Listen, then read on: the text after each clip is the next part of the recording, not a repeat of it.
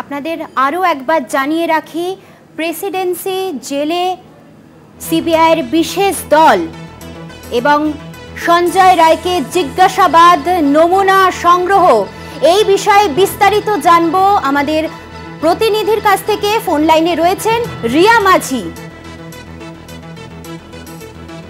দেখো, তোমাকে জানিয়ে রাখবো যে ইতিমধ্যেই সিবিআই এর একটি টিম, যেটা স্পেশাল ক্রাইম ব্রাঞ্চের টিম, তারা ইতিমধ্যেই সঞ্জয় রায় ধৃত যে প্রেসিডেন্সি জেলে রয়েছে তাকে জিজ্ঞাসাবাদ, তাকে জেরার জন্য পৌঁছেছে। এবং যেমনটা সূত্র মারফত জানা যাচ্ছে যে ইতিমধ্যে তার জেরা শেষ হয়েছে, কারণ যে কারণে মূলত তাকে গ্রেপ্তার করা হয়েছে ঠিক কারণেই তাকে আরো একবার জেরার প্রয়োজন ছিল। এবং সুপ্রিম কোর্টে আমরা জানি যে আগামী 17 তারিখে ফের হিয়ারিং রয়েছে এবং তার আগে তাকে জিজ্ঞাসাবাদের প্রয়োজন রয়েছে, জেরার প্রয়োজন রয়েছে।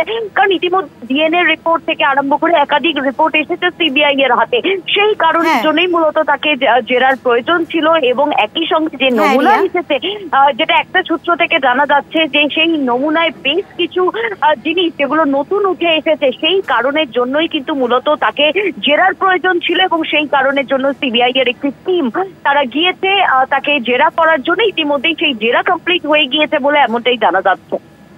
ধন্যবাদ।